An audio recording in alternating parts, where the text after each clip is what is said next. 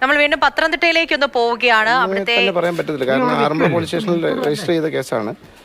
ഞങ്ങൾ just scene visit ചെയ്യാനായിട്ടൊന്ന് വന്നു എന്നുള്ളേ ഉള്ളൂ. അതിൻ്റെ ബാക്കി നടപടികളൊക്കെ ആവുന്നതേ ഉള്ളൂ.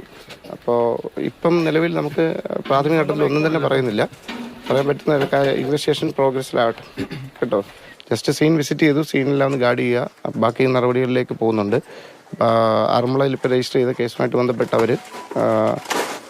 അവരുടെ നടപടികൾ ഉണ്ട്. ആ നടപടികൾക്ക് ശേഷം കോയിപ്പുറത്തേക്ക് ട്രാൻസ്ഫർ ചെയ്ത് തരും.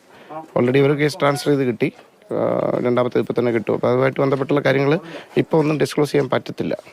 അത് അതുമായിട്ട് ബന്ധപ്പെട്ട ഒരു കാര്യങ്ങളും ഇപ്പം നമുക്ക് അതെല്ലാം തെളിവിലേക്ക് ഒരുപാട് കാര്യങ്ങൾ ചെയ്യാനുണ്ട്. അത് കാരണമാണ് ഇപ്പോൾ ഒന്നും ഇൻവെസ്റ്റിഗേഷൻ സ്റ്റാർട്ട് ചെയ്തിട്ടേ ഉള്ളൂ. അപ്പോൾ അതുമായിട്ട് ബന്ധപ്പെട്ടുള്ള കാര്യങ്ങളൊന്നും തന്നെ ഇപ്പോൾ പറയാൻ പറ്റത്തില്ല. അത് കേസിനെ ബാധിക്കും എന്നുള്ളതുകൊണ്ട് തന്നെ. പത്തനംതിട്ട കോയിപ്പുറത്തെ ക്രൂരമർദ്ദനവുമായി ബന്ധപ്പെട്ട് അവിടെ പോലീസ് ആ വീട്ടിലെത്തിയിരുന്നു. ജയേഷിന്റെയും രശ്മിയുടെയും വീട്ടിൽ പോലീസ് എത്തി കാര്യങ്ങൾ വിശദമാക്കുകയായിരുന്നു. തിരുവല്ല ഡിവൈഎസ്പി ആണ് ഇപ്പോൾ സംസാരിച്ചത്. പക്ഷേ തെളിവെടുപ്പിന് പോലും സാധ്യതയുണ്ട്. പോലീസ് ആ വീട്ടിലിപ്പോൾ പരിശോധന നടത്തുകയാണ്.